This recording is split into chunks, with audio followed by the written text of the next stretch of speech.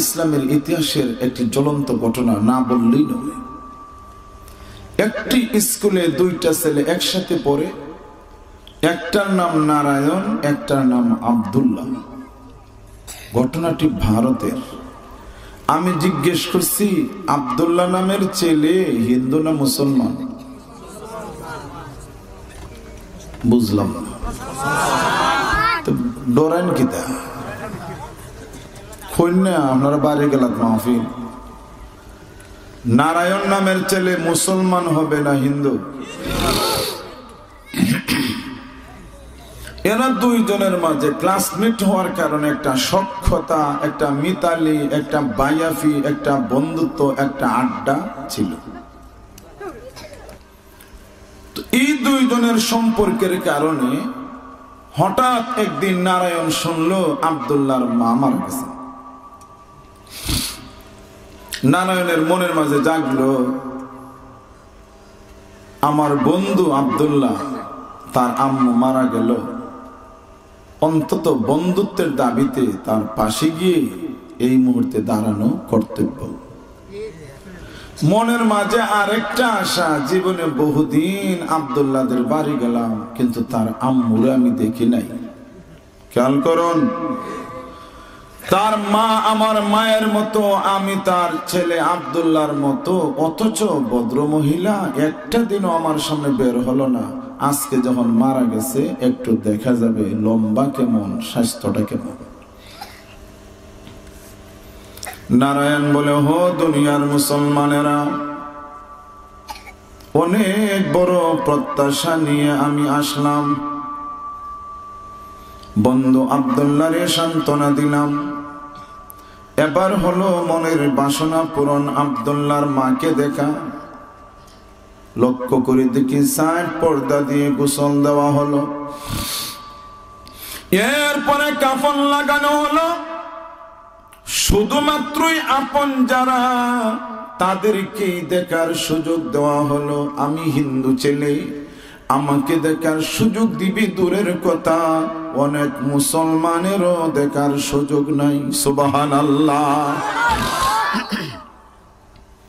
যেহেতু তাদের ধর্মের বিধান, আমার কিছু করার নাই। শেষ পর্যন্ত মনে মনে ভাবলাম, কবরে রাখার সময় হয়তো দেখার সুযোগ হবে। না না না, লক্ষ্য করে দেখি কি সুন্দর মাটির একটা কবর, কি সুন্দর ফিনিশিং কাজ, কি সুন্দর তারে কবরে রাখা হলো, কি সুন্দর ভাবে বাঁশগুলো বিছানো হলো, উপরে চাটাই দেওয়া হলো, এরপরে মাটি দেওয়া হলো।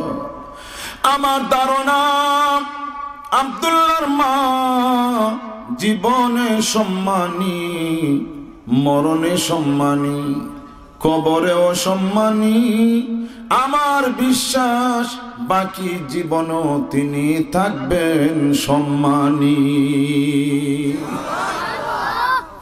হতাশ হয়ে ফিরে আসলাম।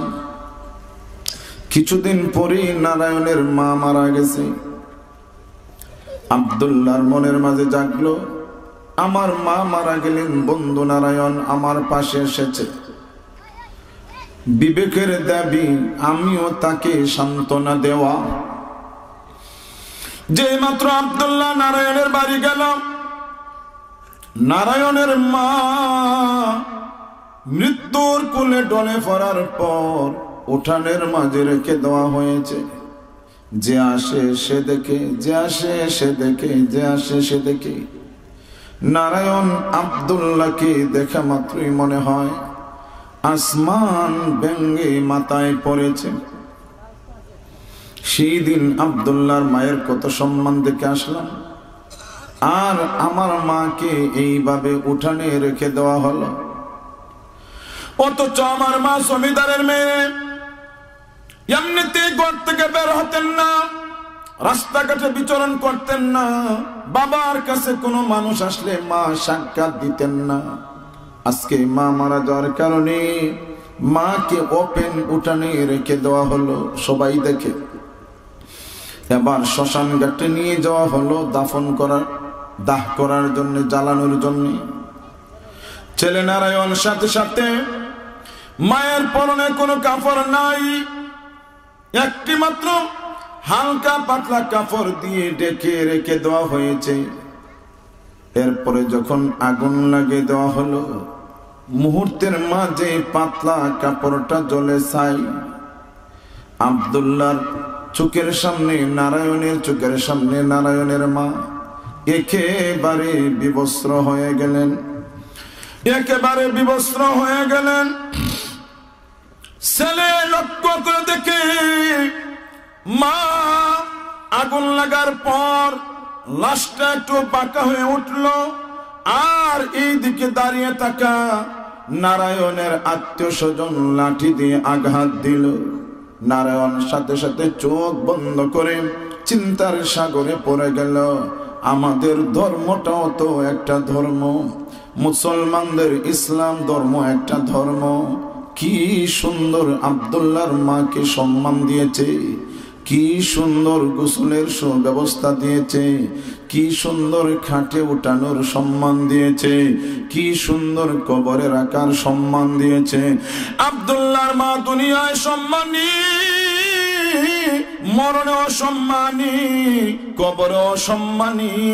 চোখটা বন্ধ করে এক দৌড়ে আব্দুল্লাহর কাছে গিয়ে বলে, ভাই রে, আমার আর বোঝার বাকি রইল না, ইসলাম ধর্মই সঠিক।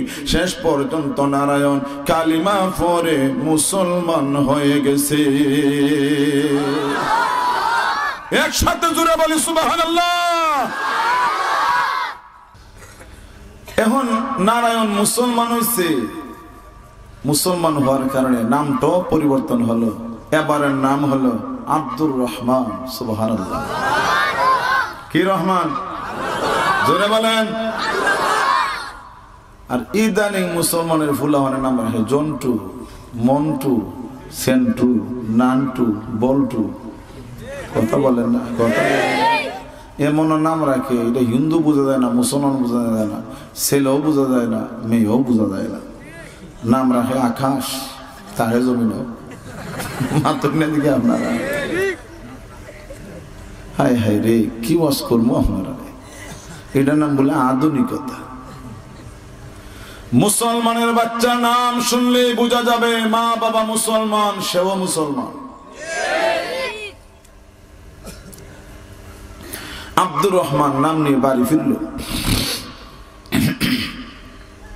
এখন তার রুমের ভিতরে দরজা জানালা বন্ধ করে, এই মুহূর্তে তো আর ইসলাম পরিপূর্ণ জ্ঞান অর্জন করার সুযোগ নাই। তাই নারায়ণ যে আব্দুর রহমান নীরবে নীরবে নীরবে নীরবে শুধু আল্লাহ পাকের জিকির করে, নিরিবিলি জিকির করে। তো জোরে ডাক দিলে আল্লাহ শোনেন, আস্তে ডাক দিলে শোনেন না।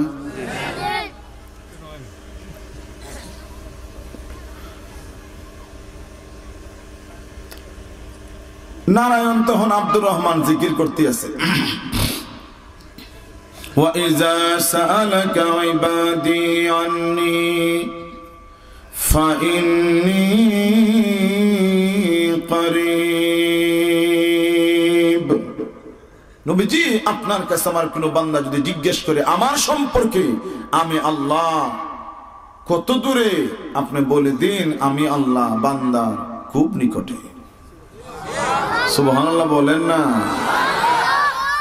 অর্থাৎ কেউ হাওরে গেলে দেখবেন, হাওরের মাঝখানে একটা ছেলে এই পার্শ্ব থেকে এই পার্শ্ব ছেলেরা ডাকতে গেলে, আর কাছে যদি থাকে ওই ছেলেটা ডাকতে গেলে ডাকা হয় দুই রকম। ঠিক আছে না? যেমন আপনার কাছে 2-3 হাত দূর, তার নাম তারেক, এই তারেক এদিকে আয়। ঠিক আছে কিনা? আর ওই হাওরের মাঝখানে তারেক এদিকে আপনারা চিল্লাইও দেওয়া দেখে, লম্বাও ডাক দেওয়া লাগে। তা আল্লাহ জানাই দিলেন নবীজি গো, আমার বান্দাদেরকেও এই আল্লাহ এইভাবে চিল্লানোর দরকার নাই, আস্তে আস্তে বললো আমি আল্লাহ শুনি। সুবহানাল্লাহ বলেন। এখন নিরিবিলি আল্লাহর জিকির করে, এর ভিতর দিয়ে আসছে একটা পূজা, সরস্বতী পূজা আসছে। সরস্বতী পূজা নারায়ণের স্কুল জীবনের ক্লাসমেট বিকাল বেলার আড্ডার সাথী একজন একজন করে বলে, হে নারায়ণ আয়, আজকে সরস্বতী পূজা, আয় আমাদের সঙ্গে আয়। নারায়ণ বলে, না না না, আমি যাব না। নারায়ণের বাবা বলে, আমার ফুলারে ডিস্টার্ব করিস না, তার মা মারা গেছে, তার খানা পিনা ভালো লাগে না, দরজা জানালা বন্ধ হয়ে রাখে, তার মন ভালো না। সরস্বতী পূজা গেল, আসলো লক্ষ্মী পূজা। লক্ষ্মী পূজায় ছেলেরা ডাকাডাকি করে, নারায়ণ ঘর থেকে বের হয় না। এরপরে আসলো শীতলা দেবীর পূজা, ছেলেরা ডাকাডাকি করে, নারায়ণ বলে আমি যাব না। বাবা সাই দিয়া বলে, আমার ছেলেরা ডাকিও না রে, তার মা হারানোর পরে ছেলেটা মেন্টাল হইয়া গেছে। বছর ঘুরাইয়া এসেছে দুর্গা পূজা, ছেলেরে ডাকে না বলে বাবা সে বলে, নারায়ণ অনেকগুলি ছোট ছোট পূজা মিস করেছ, আজকের পূজা মিস করা যাবে না রে বাবা। এই পূজা হইল দুর্গা পূজা, পূজা না করলে তোমার কপালে দুর্গতি দেখা দিব। জোরে বলেন না। ছেলে নারায়ণ তথা আব্দুর রহমান বলে, বাবা না না না, আমি দুর্গা বিশ্বাসী না, শীতলা বিশ্বাসী না, লক্ষ্মী কুলক্ষ্মী বিশ্বাসী না, আমি বিশ্বাস করি আল্লাহ ছাড়া কোনো মাবুদ না। এই বেটা বলস কি? বলি কি মানে, তুমি দেখো নাই সেই দিন আমার মা মারা যাওয়ার পরে আমার মাকে জ্বালানো হলো, আমি ছেলে আমার চোখের সামনে মাকে উলঙ্গ করা হলো, বিবস্ত্র করা হলো। আব্দুল্লাহর মায়ের সম্মান সচক্ষে দেখে এসেছি। আমি সেই দিন বুঝতে পারিনি আমার ধর্ম ইসলাম ধর্মের সাথে এত ব্যবধান রয়েছে। বাবা আমাকে মারো পিটো যাই করো না কেন, আমি স্লোগান দিলাম ইসলাম ধর্ম সঠিক, আমি অচিরে আপনার সামনে আমার ইসলাম ঘোষণা দিতাম। এখনই আপনি শুনে নেন, আজ নয় কাল নয়, অনেক আগে আমি কালিমার স্লোগান দিয়ে মুসলমান হয়ে গেছি। বাবা ছেলেরে মারতে মারতে মারতে মারতে ফিটুনি খায়া ছেলের সুর চিৎকার শুনে প্রতিবেশীরা দৌড়ে আসছে। আশা কইটা একটা কত হইল নারায়ণের বাবা, ছেলে উপযুক্ত হইলে এমন ছেলের উপর কেউ হাত উঠায়? বাবা হাফাইতে হয়তো বলে, তোরা কি জানস, তোরা জানস আমার বংশের মান, আমার ইজ্জত সম্মান, আমার গোষ্ঠীর মান সম্মান, আমার ধর্মের মান সম্মান সব ধ্বংস করে দিয়েছে। সে বেদিন হয়ে গেছে, সে ইসলাম গ্রহণ করেছে। এইদিকে আব্দুর রহমান নারায়ণ আঘাতে বেহুশ। এবার তাদের মাঝে বলা বলে চল, এখন কি করো? নারায়ণের বাবা বলে, আমি তাকে বলি দিব, বলি কুরবানি দিব, হত্যা করব। আত্মীয় স্বজনে বলে, ঠিক আছে রাত পোহাতে দেন, সকাল বেলা হবে সিদ্ধান্ত। একজনে বলল, তারে তার রুমে থাকতে দাও। নারায়ণের বাবা বলে, না না না, আমার ঘরের ভিতরে থাকতে দেওয়া যাবে না, সে নাপাক। জোরে বলেন না রে ভাই। বাইরে যদি রাখা হয় পালিয়ে যাওয়ার আশঙ্কা আছে, এই জন্য একটা বড় গর্ত, গুহা জাতীয় গুহার ভিতরে নারায়ণকে রেখে উপরে বিশাল ভারী লোহার একটা ডাকনা দিয়ে চাপা দেওয়া হলো। নারায়ণ গুহার ভিতরে গভীর রাতে আল্লাহর হুকুমে সেন্স ফিরেছে, হুঁশ ফিরে এসেছে। গভীর নিঝুম অন্ধকার, কি করবে? চারিদিকে হাত বাড়ায়, আন্দাজ করলো গোল একটা গুহা, তাইলে বাঁচার আর উপায় নাই। চারিদিকে শুধু মাটি আর মাটি, বাঁচতে হলে উপরে উঠতে হবে। উপরের দিকে হাত বাড়াইয়া দেখে ভারী একটি ঢাকনা, যে ঢাকনাটাকে সরানো সম্ভব না, তাইলে আর বাঁচার আশা রইল না। সারাটা শরীরে শুধু আঘাত আর আঘাত।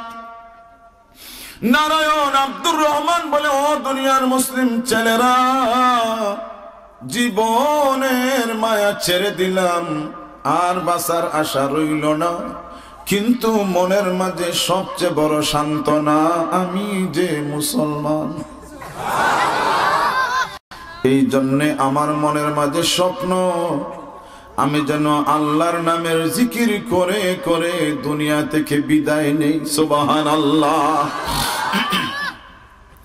নারায়ণ বলে, আব্দুর রহমান বলে, আমি জিকির শুরু করে দিলাম। এমন সময় শুনি আমাকে আস্তে করে কে ডাকছে, দাদা দাদা দাদা। হিন্দুরা কিন্তু ছোটটা বড় ভাইরে দাদা ডাকে। আমি বললাম, কে? কয়, আমি উত্তম। উত্তম হলো নারায়ণের আপন ছোট ভাই। দাদা, আব্বু সিদ্ধান্ত নিয়েছে সকালবেলা তোমাকে বলি দিবে, কুরবানি দিবে। এই টেনশনে আমার চোখে ঘুম আসে নাই। তুমি আমার মায়ের পেটের ভাই। সবাই ঘুমানোর অপেক্ষায় রইলাম। ও দাদা, সবাই ঘুমিয়ে গেছে। আমি হাত বাড়াইলাম, আমার হাতে ধরো, আমি টান দিয়ে তোমাকে বের করে নিয়ে আসবো। টায়ার্ড হয়ে গেছেন নাকি? জোরে বলেন না সুবহানাল্লাহ। নারায়ণ বলে, ছোট ভাইরা হাত ধরলাম, বের হয়ে আসলাম।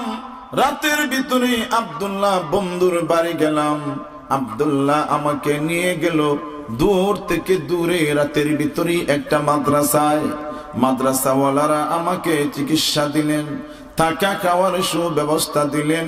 কিছুদিনের ভিতরে আলহামদুলিল্লাহ আমি মাদ্রাসার উপরের জামাতের ছাত্র হইয়া গেলাম। এইদিকে আব্বার একটু খোঁজ খবর লই। সকালবেলা আমাকে না পেয়ে তারা হতাশ। আব্বা কেমন আছেন আব্দুল্লাহর মাধ্যমে জানি।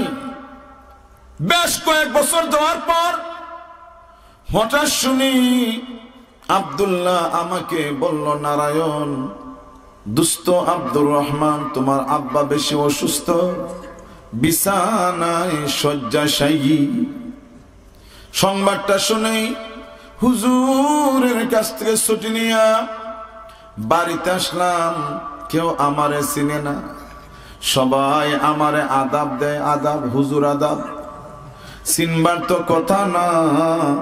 আমি এখন নারায়ণ নারায়ণ না, শুধু আব্দুর রহমান না, আমি এবার জুব্বাওয়ালা, আমি এবার দাড়িওয়ালা, আমি এবার পাগড়িওয়ালা, আমি এবার একজন আলেমে দ্বীন। সুবহানাল্লাহ।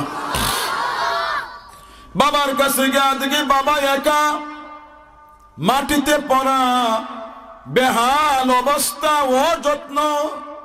অথচ উত্তম তার বউ বাচ্চাকে নিয়ে সে আরামে আয়েশা আছে। আমার মেজ ভাই আরামে আয়েশা আছে, বড়টাও আরামে আয়েশা আছে। বাড়ির সবাই আরামে আসে, সবাই রঙিন টেলিভিশন দেখে, কিন্তু বাবার কাছে কেউ নাই। বাবা সেন্সলেস অবস্থায় পড়ে আছে। করুণ অবস্থা দেখে আমি ডাক্তার নিয়ে আসলাম। ডাক্তার সেলাইন দিল, চোখ মেলে তিনি চাইলেন। অতঃপর আমি ওনাকে ভিটামিন খাবারের ব্যবস্থা দিলাম। শেষ পর্যন্ত তিনি একটু শক্তি পেয়ে আমার দিকে চেয়ে বললেন, হুজুর, আপনার বাড়ি কোথায়? আমার ছেলেরা আমাকে ভুলে গিয়েছে, আমার মেয়েরা আমাকে ভুলে গিয়েছে। না না না, আমার আপন বলতে এই জমিনে কেউ নাই। ওগো হুজুর, বাড়ি কোথায় আপনার? কোথা থেকে আসলেন? কে পাঠাইলো? আপনার মতো আপন এই পৃথিবীতে আমার কেউ নাই। ছেলেটা চোখের পানি ছেড়ে ছেড়ে বলে, আব্বু, আমি হুজুর ঠিক, কিন্তু আমি আপনার ছেলে, আমি হলাম নারায়ণ। বাবা চোখের পানি ছেড়ে ছেড়ে বলে, নারায়ণ, সেই দিন না আমি তোমাকে মারলাম, জনমের মতো পিটুনে দিলাম রে, ইসলাম গ্রহণের কারণে। কোথা থেকে তুমি আসলে? কেন আসলে? নারায়ণ আব্দুর রহমান বলে, বাবা আমি আমার হুজুরের কাছ থেকে শুনেছি বিশ্ব নবী মুস্তাফা ইসলাম ধর্মের মানবতার নবী, তিনি বলেছেন মা বাবা যদি মুসলমান নাও হয় তাদের সেবা করতে হয়। এতদিন বাবা শুনছিলাম ভালো, আজকে শুনেছি আপনার শরীর খারাপ, দেরি করে নাই, হুজুরের কাছ থেকে ছুটি নিয়ে এসে আপনার চিকিৎসার ব্যবস্থা দিলাম। নারায়ণের বাবা চোখের পানি মুছে মুছে বলে, ও আমার আদরের ছেলে, ইসলাম এত সুন্দর ধর্ম আমি জানি না, ইসলাম ধর্মে আম্মা আব্বার মর্যাদা এমনটা দিয়েছে আমি জানি না। ইসলামের নবী যদি এমন মানবতার নবী হন তাইলে আর দেরি করা যায় না রে বাবা নারায়ণ, আমিও কালিমা পড়ে মুসলমান হয়ে যেতে চাই। বাবাও মুসলমান হলো। কথাটা ছিল পর্দা। আব্দুল্লাহর মায়ের পর্দা, নারায়ণের মায়ের পর্দা নাই। এই পার্থক্য বিশ্লেষণ করে নারায়ণ ইসলাম ধর্মের সন্ধান পায়। কথা বলেন না কেন, ঠিক না?